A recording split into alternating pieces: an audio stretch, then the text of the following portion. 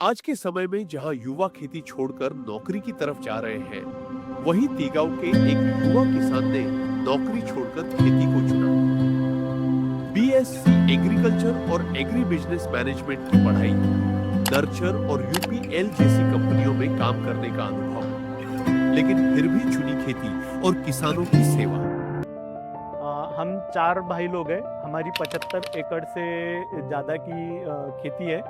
मैं 5 एकड़ में संतरा और 1 एकड़ में पपीता, 6 एकड़ पे ध्यान देता हूँ। इसी के साथ में दुकान संभाल। यहाँ पे हम पहले तो पारंपरिक खेती होती थी, लेकिन मेरे बड़े पिताजी सुधाकर जी ठाकरे वो टेक्निकल फार्मिंग पहले से ही करते हुए आ रहे हैं। उन्होंने अवार्ड भी लिए और मल्चिंग का यूज़ करना, ड्रिप का यूज़ करना मैं उन्हीं के द्वारा सीखा हूँ। 5 एकड़ में मैं अगर रेट अच्छा रहा, मौसम अच्छा रहा और सब कुछ ठीक रहा तो 40 से 45 लाख रुपए 5 एकड़ में 1000 पेड़ से मैं संतरे के निकाल लेता हूँ। हम यहाँ पे 15 साल से पपीते की खेती करते हुए आ रहे हैं। हमारे पूरे टोटल खेत का जो भी रोज का खर्चा होता है यहीं से निकलता है। नमस्कार, मैं ऋषिकेश ठाकरे, ग्राम तीगांव, जिला पांडुरना, मध्य प्रदेश।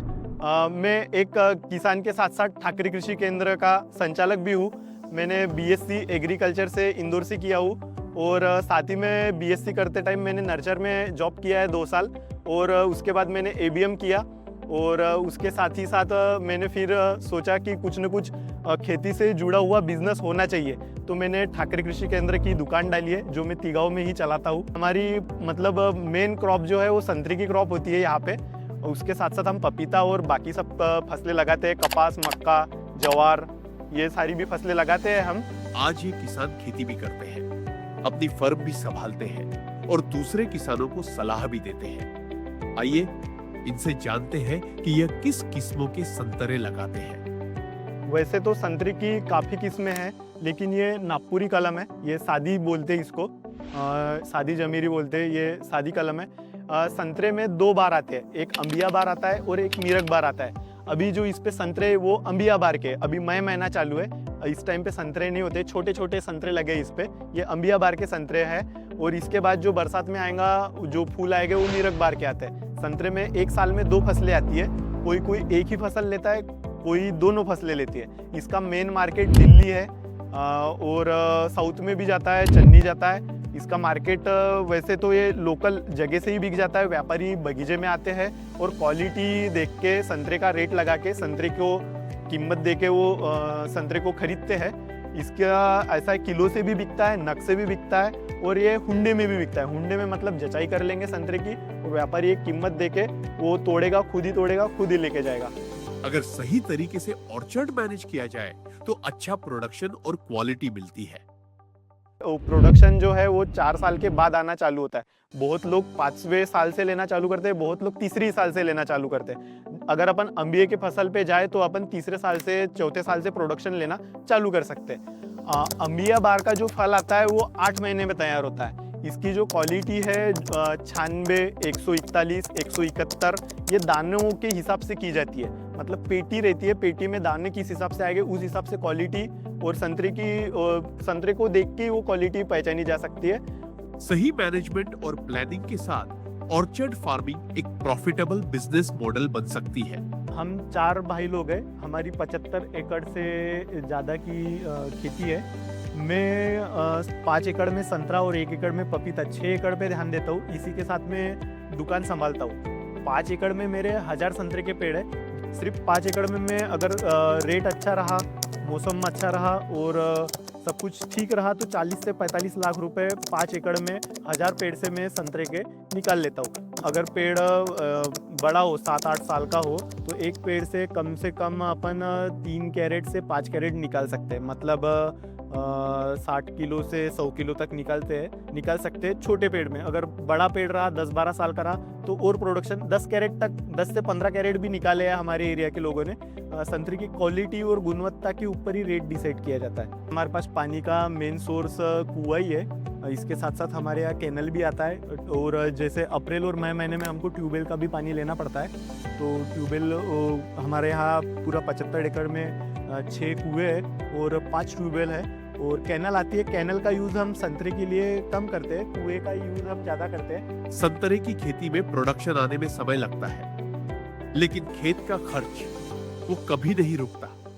पानी, खाद, मेंटेनेंस, हर चीज में लगातार इन्वेस्टमेंट करना पड़ता है और इसी इन्वेस्टमेंट को बैलेंस करने के लिए किसान अपनाते हैं इंटरक्रॉपिंग। 500 पेड़ का प्लॉट है, ये 2.5 एकड़ में प्लॉट है। ये पेड़ 4 साल का पेड़ है। यहाँ पे हमने 3 साल से हम क्रॉप लेते हुए आ रहे हैं। इसमें बरसात में कोई क्रॉप नहीं लगाई थी, इसमें अभी गेहूं लगाई थी। गेहूं लगाया था तो वो हम गेहूं यहाँ पे साफ कर लिया, अभी यहाँ पे निराई गुराई करना चालू है।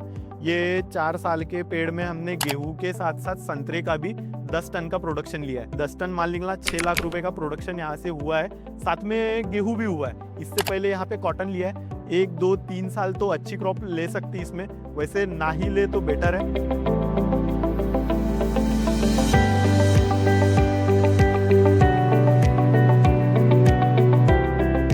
जानते हैं कि संतरे की फसल में किसानों को किन बीमारियों और समस्याओं का सामना करना पड़ता है और आखिर ऐसे कौन से उपाय हैं जिनसे बगीचे को स्वस्थ रखकर बेहतर उत्पादन लिया जा सकता है।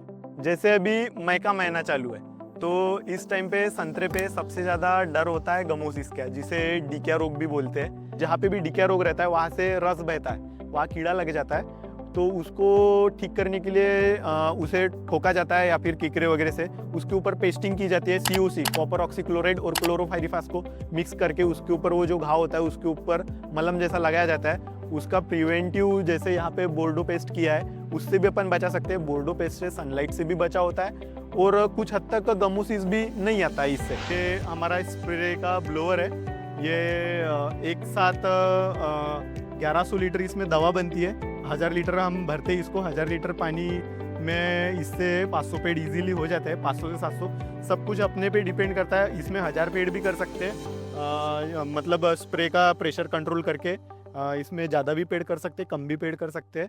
इससे 45 मिनट में 1000 पेड़ पूरे हो जाते हैं। इसमें दवा अच्छे से मिलती है, पेड़ के हर पत्ती तक पूरा स्प्रे प्रॉपर जाता है। इसमें एक रॉड लगी है, इससे ग्रेविटी न्यूट्रल हो जाती है, जिस वजह से पानी की जो छोटी छोटी बूंदें होती है वैसी वो ज़्यादा देर हवा में रहती है। कंप्रेसर लगा है, मेड इन इटली मशीन इसमें कंप्रेसर है, मेड इन इटली। पूरी मशीन ही वैसे मेड इन इटली है और ये हवा का ज़्यादा ये करता है। उस वजह से पानी के साथ साथ हवा भी आती है, जिस वजह से दवा कम लगती है। दवा की बचत होती है। दवा की बचत मतलब पैसे की बचत और टाइम। जैसे हमको पहले एक दिन पूरा लगता था, वो हम 45 से 50 मिनट में पूरा ये बगीचा कर लेते हैं। दवा बनाने में टाइम लगता है, मारने में टाइम नहीं लगता है, हमको जल्दी से हो जाता है। और इसमें नोजल लगे पूरा पेड़ को धो लेते हैं। जो प्रेशर है वो अपने हाथ में रहता है। इसमें एक सबसे अच्छी बात यह है, इसमें सेंसर लगे हुए हैं। सेंसर का ये फायदा है, अगर समझो किसी जगह का पेड़ खत्म हो गया है, खानी पड़ गई है, तो वहाँ पे ये सेंसर ऑटोमेटिक ऑफ हो जाता है। ये सिर्फ पेड़ के ऊपर स्प्रे करता है। अगर खाली जगह आ गई तो वहाँ पे ऑटोमेटिक बंद हो जाएगा। दवा का बिल्कुल भी वेस्टेज नहीं होगा, पूरी दवा पेड़ पे ही जाएगी, वेस्ट बिल्कुल नहीं होगी। जैसे खाली जगह आई वैसे वो सेंस करके नोजल को ऑटोमेटिक ऑफ कर देगा और पेड़ आया ऑटोमेटिक ऑन करके स्प्रे चालू कर देगा। संतरे के इस बगीचे को मेंटेन करने में पानी, खाद और देखभाल का बड़ा खर्च आता है और इसी खर्च को संभालने का काम करती है एक सीक्रेट इंटरक्रॉप फसल, जिससे उन्हें लगातार आमदनी मिलती रहती है और उसी से बगीचे का मेंटेनेंस खर्च आसानी से निकल जाता है। अब पपीते की खेती हम 15 साल से करते हुए आ रहे हैं। मतलब मेरे बड़े पापा करते हैं और मैं यहाँ पे 1.5, 2, 3 साल से ध्यान दे रहा हूँ। ये मेरे हाथ का तीसरा प्लॉट है। वैसे हमारे 15 प्लॉट इससे पहले हो गए हैं। हम संतरे की खेती करते हैं, लेकिन पपीता इसलिए करते हैं क्या, ताकि संतरे की खेती में पैसा बहुत लगता है। रोज का कुछ ना कुछ पैसा लगता है, तो रोज का कुछ ना कुछ पैसा आना चाहिए, इसलिए हम पपीते की खेती करते हैं। यहाँ हमने पपीते की 3 वेराइटी लगाई है।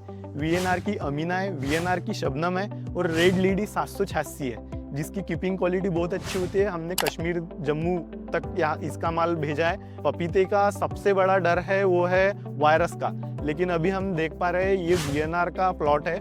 इसके अमीना और शबनम में दोनों में वायरस की कोई दिक्कत नहीं है। मेंटेनेंस अगर अच्छा रहा तो 3 साल तक फल देता है, लेकिन 8 महीने बाद फल टूटना चालू होता है। 18 महीने तक कंटिन्यू फल टूटते हैं। एक पेड़ से हम 100 किलो तक ले सकते हैं। ज़्यादा से ज़्यादा हमने 150 किलो तक प्रोडक्शन लिया है। ये अपने 1000 पेड़ है। अगर आप 100 किलो भी पकड़ोगे तो इसका अपने पास मोटा मोटा 10,000 किलो तक, मतलब अपन बोल सकते हैं 100 टन के आसपास अपने पास प्रोडक्शन हो जाता है इसका। और ये पपीता हमारी बेस्ट क्वालिटी रहती है। ड्रिप से हम फर्टिलाइजर देते हैं। ये इसको तोड़ने का ऐसा रहता है, इस पे छोटा सा दाग आते ही अपन इसकी तोड़ाई कर सकते हैं। इसके बाद ये नेचुरली पक जाता है 3 से 4 दिन में। इसके ऊपर पेपर लपेटा जाता है। इसके बाद ये नेचुरली पकना चालू होता है। कोई केमिकल्स का यूज नहीं किया जाता है पपीता को पकाने के लिए। यहाँ पे हम ज्यादातर ऑर्गेनिक का यूज करते हैं। यहाँ पे हमारी ड्रिप डली हुई है, इससे हम पंचामृत छोड़ते हैं। मल्चिंग है, 2 ड्रिप है एक लाइन में, एक इन लाइन है जो मल्चिंग के अंदर है, एक आउटर है उसमें डीपर लगे हुए हैं, उससे पानी आता है। फर्टिलाइजर है वो भी हम ड्रिप से ही देते हैं। कम से कम खर्चा होता है इसमें, कम से कम, बहुत कम। मल्चिंग लगा लो, निराई गुराई का खर्चा नहीं आएगा, सिर्फ थोड़ा बहुत तोड़ने का खर्चा आता है। तोड़ाई भी जल्दी हो जाती है। 1 टन तोड़ाई के लिए सिर्फ 5 लेबर लगते हैं। 5 लेबर आराम से पेपर वगैरह लपेट के गाड़ी भर के पूरा कंप्लीट काम कर देते हैं अपना। ये अपनी जो पपीता है ये बेड टू बेड की दूरी 8 फीट की है और पेड़ से पेड़ की दूरी 6 फीट की है। ये अपने 1000 पेड़ है, इससे 100 किलो ही पकड़ते हैं अपन, तो इससे अपना 1000 पेड़ 100 किलो 10,000 किलो, मतलब 100 टन माल अपना निकलता है पूरे प्लॉट से। 100 टन माल का ऐसा अपन मिनिमम रेट 10 रुपये भी पकड़ लेंगे।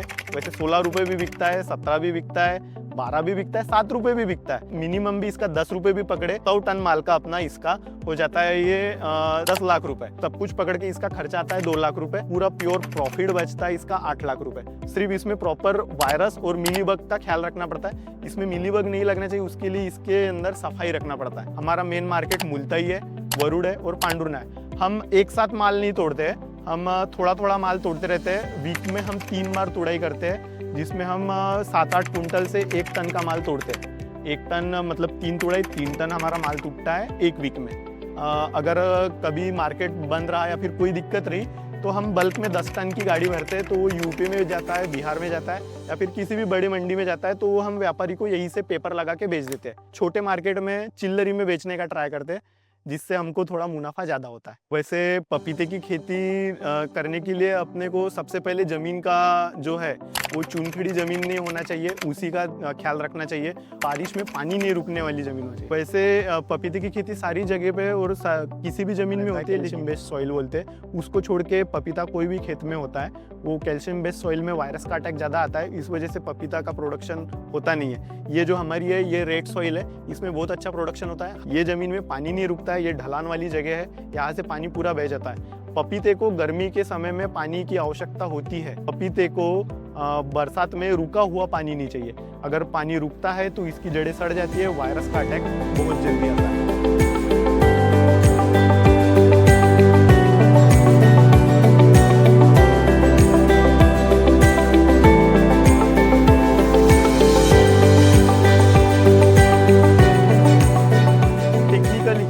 करना पड़ेगा अगर पपीते में अगर अपन कर रहे हैं तो मल्चिंग लगानी ही लगानी चाहिए, ड्रिप लगाना ही लगाना चाहिए। इससे अपना खर्चा बढ़ेगा नहीं, खर्चा बाद में आगे चल के बचता है। लेकिन कम पानी में भी मल्चिंग और ड्रिप की वजह से अपना काम हो जाता है। मार्केट का ध्यान रखते हुए पपीते का तुड़ाई करना चाहिए।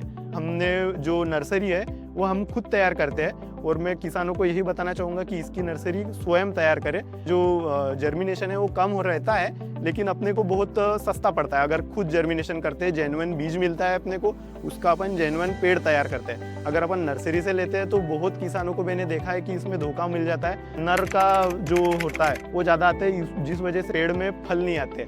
यहाँ पे देख पाओगे आप कि 100% सभी पेड़ों में फल है। वो दिक्कत आपको होगी नहीं अगर आप खुद की नर्सरी तैयार करके खुद का प्लॉट तैयार करते हो तो।